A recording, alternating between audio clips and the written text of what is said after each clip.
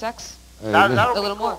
Okay, so, I mean, she sounds like she's a pretty hot lady if she really likes, titty fucking and, having your dick all over her face and cum shots on her face. I mean, as my guest Luke pointed out, mostly that's just porn stars that like that kind of stuff. So, and I guess the lovers of cops.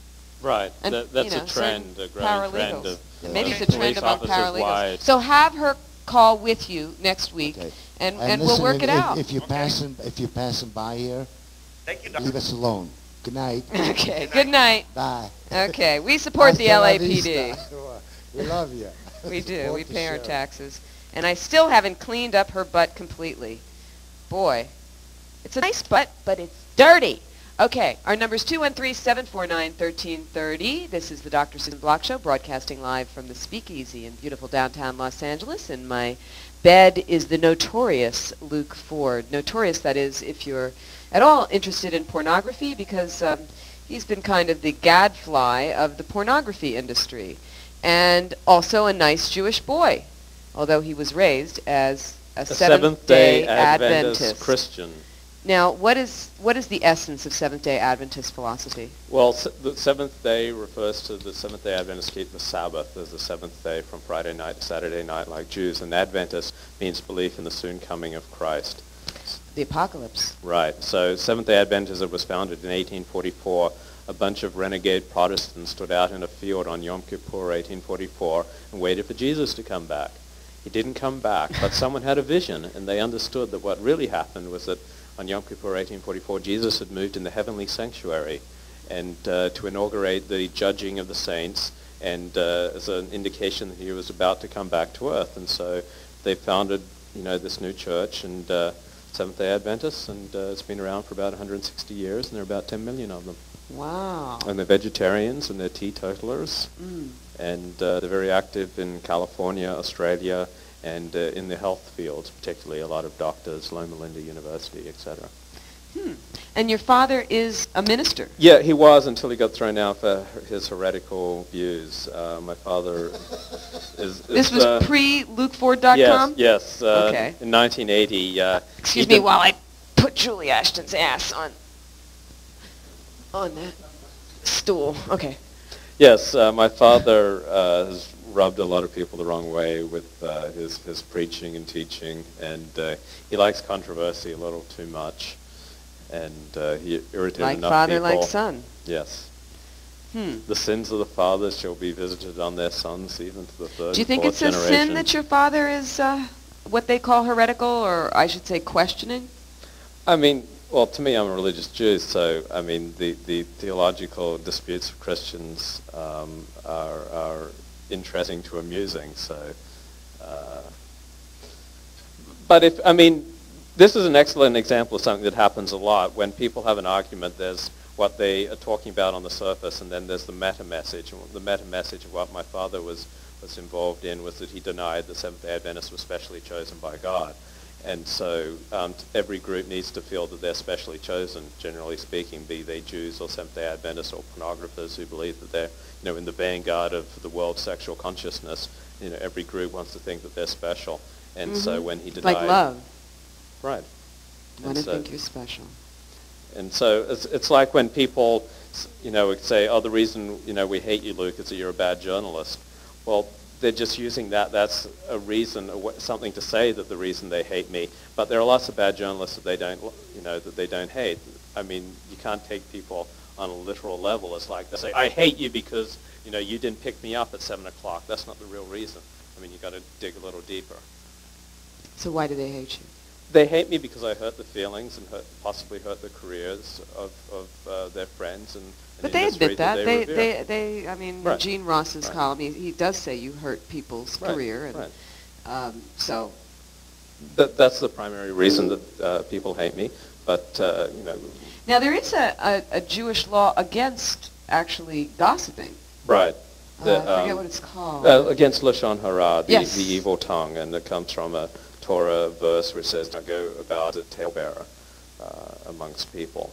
And so Judaism has some pretty strict laws against gossiping, and I flagrantly violate them. I can't reconcile them. I can't reconcile my behavior with the laws, but my approach is that the gossip is a powerful weapon. I mean, often gossip is defined as trivial speech. Gossip frequently is not at all trivial. It's very powerful. I realize that I'm wielding a powerful weapon, and so I'm moderately careful in how I wield it. I just won't, even though I give the impression that I'll run anything my side, I use some discretion. I generally go after people who have the ability to fight back. I mean, I go after Steve Hirsch, head of Vivid. I go after Russell Hampshire, owner of BCA. I go after Paul Fishbein. Now, Steve Hirsch was a clerk, right? Steve Hirsch Was a clerk. Right, Right. For his father, Fred Hirsch, Right. in the 1970s. Fred Hirsch was a pornographer, a lieutenant of Reuben Sturman Right. out of Cleveland, and he had What at do you least two think of- kids, and they grew up, as kids working in his pornography warehouse, and then Steve Hirsch formed Vivid Video, which is now the leading producer of pornography in America, at least of videos, and he formed Vivid Video in 1984. Do you truly think that these people are worse than the Rockefellers that used to shoot their employees? I'm against people shooting their employees. I just want to... No, I mean, I'm just, Um, I mean, that's the oil companies, They used to shoot their employees. We got a problem. And he was very religious, John D. Rockefeller. Yeah, right. Yeah, I don't know if Steve Hirsch is worse or better than John D. Rockefeller. I don't know No, that much but about Rockefeller. Rockefeller used to shoot his employees. Right, I'm in the against parking that. lot. I think that's bad. Yeah, I think that's They're all bad. dead. Fuck you. But do I think pornographers as a class are, say, more destructive than lawyers? No. Really? Do I think that they're... No, Do he you said think no, the they're lawyers not are more destructive destructive? than lawyers. Yeah, I think... You really think the lawyers are... Do you really believe... I've been defended by some of the greatest lawyers in this country that kept me out of prison. I've undergone 22 prosecutions, and I was kept out of jail by lawyers. They're really the last front against the landlord, against all of these miserable motherfuckers that want to just kill you. You think really lawyers are really the worst thing we have? No, not at all. No, I don't think they're the worst thing we have, It's the but I best think... thing we have. Because Okay. you know what they do? They do just like you. They mumble and jumble and confuse everything. And they make it expensive for you to send me to jail. They make you Or pay. to execute. Or to execute me. They make it really hard, Yeah, I mean, I think You that... think pornographers are worse than lawyers? No, I don't. I think lawyers are worse than pornographers. I think that the I think ACLU lawyers are and better than pornographers. and the obsession He that hates the Americans have ACLU, honey. with rights, I think that's destructive. I Well, think, the ACLU got my children back when I was prosecuted in Rhode Island. They got them back and they said, you can't take this man's children away. well, the ACLU has done a lot of good things, but I spent think, 18 months in prison for my work. I'm the most prosecuted publisher in this country today. right, and I think And you know who I was defended by? Lawyers. right. Said, you can't put this man away like this.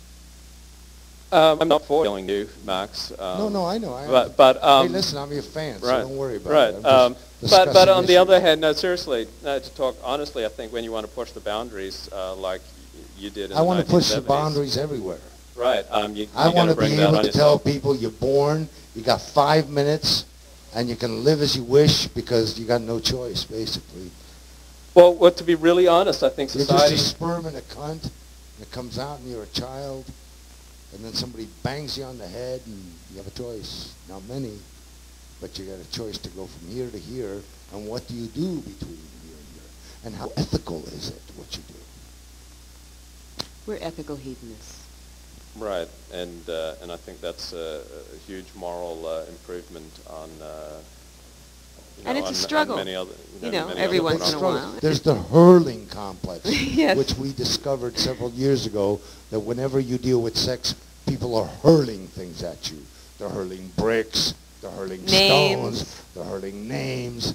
And me, I'm a nice Italian boy, and I say, I like sex. And I'm a nice Jewish people girl, are and I hurling say I shit like at me. sex, and they call me a slut. They It's call the me hurling. a whore. They call me a pseudo-professional porn queen. And that from someone who posed naked for her lover while she was still married. Yes, Dr. Laura, I am speaking.